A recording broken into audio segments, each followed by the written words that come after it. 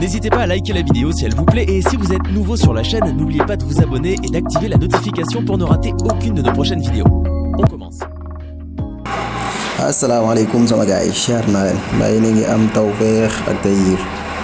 tey nag dañuy ñëwaat ci application bi yaakaar naa yu bëri ñu ngi koy gis TikTok parce que kii yu bëri boo duggee da ngay gis TikTok nag la ëpp lu muy nekk maanaam ñu koy gis ci suuf vidéo yi waaw am na ñu koy def ay tag sax ci seen vidéo yi parce que boo dee xool TikTok montage yu bëri ci application bi da ngay jaare waaye automatique lay doon. mais tey dama leen di woon jëmmi application bi naka lañ ciy defee montage topp leen ma ñu dem ci application bi kon xool leen application bu ñëwee nii lay def léegi application bi comme application bi nii lay def léegi su fekkee da ngaa bëgg ñëw projet fii ci kaw ngay bës léegi damay dem ci benn vidéo mu wan leen yi nga xam ne application bi moo koy def. benn vidéo benn action bu gàtt rek moom application bi créer cache comme ni ñu defee ni xaw wàññi son bi waaw léegi waaw nga xool application bi ay gis démarrage bi logo bi ñëwaat photo bi vidéo bi mu ngi sama YouTube bi ku ci bëgg da nga gis photo bi laa doon wane nag lañ koy def rek léegi boo xoolee application bi gis nga léegi gis nga fii fond bi dafa bula fii fond bi ñoom noonu bu la neexee fond bi mën ngaa fii fond bi bu la neexee mën nga kaa changé fond bi bu la neexee mën nga koo changé def ko blanc mais lii taxuñoo dëgg-dëgg mais dañ leen naka avant ñuy def yi dañ leen wan application bi nan lañ koy manipuler man cee def ay montage photo surtout am na montage automatique boo xamante ni moom parce que dañ ciy dugg rek mais mu defal la montage automatique lay doon rek waaw boobaa doo fi nekk di coller fii da ngay dugal say photo rek mais nag vidéo bi du gudd waaw bu la neexee après nga dem yokk ko léegi nañ njëkk ñëw ci loolu doo ko dem niveau projet moom après benn vidéo bi ñëw dangeen ci dem te comme que gars yi dañoo bëgg lu yomb lu facile nañ njëkkee ci lu yomb li te facile kon léegi dañuy dem ci atok léegi bu ñu demee dañuy dem léegi dañ dem xooli photo mën naa moom yaa dañ dem xooli photo léegi suñ demee waaw léegi nañ gisee ci photo yi léegi ñu nañ def encore ñëwaat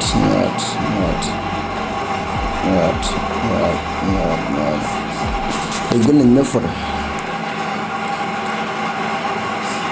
ñu ok appuyé xool mais connexion moo koy doxal nag ñu bàyyi ko xel fekk nga am connexion bu leer montage automatique bi la xaw naa yeex ñu taaxal du léegi bu ñëwee tamit dafay reset waat encore yëpp ay effet la boo ci bës rek après dafay transféré ci waaw connexion moo xaw gis nga encore gis nga yaa ngi gis da ngay am sa montage bu nice waaw lu ne mën ngaa dem beneen ñu dem ci beneen xool bu dee photo mariage ngay montage wala dara yaakaar naa comme effet yi ngay topp di xool rek affaire boo ci bës rek waaw jëlal bi effet bi macha allah magnifique waaw nice day facile amul automatique la amul nekk fii di coller fii bés fii moom lépp moo la koy defal boo xasee dugal say photo bu pare da ngay ñëw rek seconde yi danga mën day kii mais après dañ leen woon fan la ñuy yokkee seconde yi pour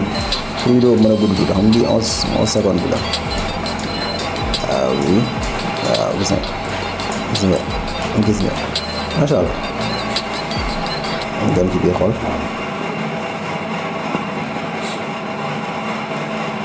application bi efficace la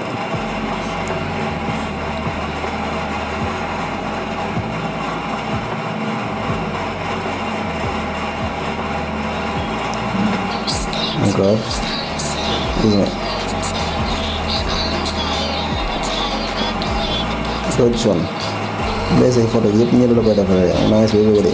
nga enregistré dem dugal TikTok bu fekkee TikTok nga bëgg a dugal wala nga bëgg kaa statut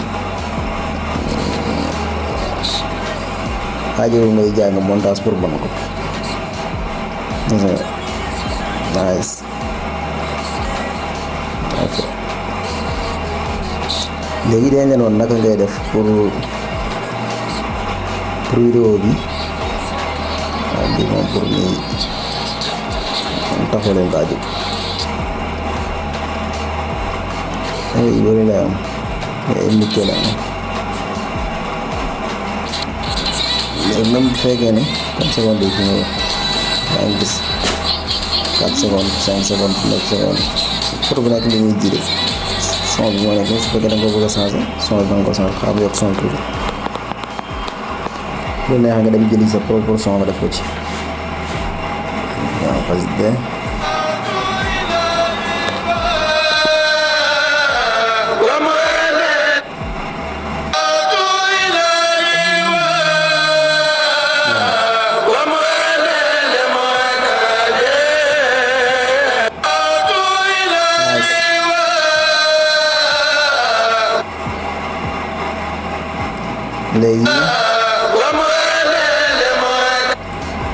léegi lan moo des ñu woon leen maanaam projet bi bu fekkee da nga ko bëgg a yóbbu ci biir application bi carrément nga xam ne yow yaa koy organiser sa bopp nga xam ne yow yaa koy maanaam loo ci bëgg a def yaa koy defal sa bopp daal maanaam ci base bi daal maanaam ñoo ko xamul noonu lañ ko mën a expliquer ñu day ñëw fii nii ak jël de projet boo ñëwee mën naa enregistré na ko mais enregistré wu ko léegi bu ñëwee fii lii mooy application bi nag mais lii dinañ ci def vidéo wan leen outil yi benn nekk fii boo fi ñëwee da ngay mën a bind fekk da ngaa bëgg a bind dara ci kaw vidéo bi da nga koy mën vidéo bi xaw naa gudd nag xam naa nga wane ko fii après deuxième vidéo bi ñëw léegi da ngay mën a bind lu la neex exemple SFD design même kii bu neexee da nga koy animé SFD design bi bii dinañ ci ñëw photo bi soo bëggee mu yàq ordinateur gis nga soo neexee mbind bi nga dem ko ba mu jeex design léegi xam naa kon dañuy yemale fi vidéo bi incha allah ba beneen vidéo ñu ñëw wan leen outil yi léegi maanaam outil yi bu nekk ak li muy def maanaam yii nii outil yi bu nekk li muy def waaw incha allah day leen ko wan ci vidéo bi. Comme d'habitude, cette vidéo vous a plu, n'oubliez pas de mettre un pouce bleu, de vous abonner et d'activer la cloche pour recevoir toutes les notifications et être au courant des prochaines vidéos. À demain.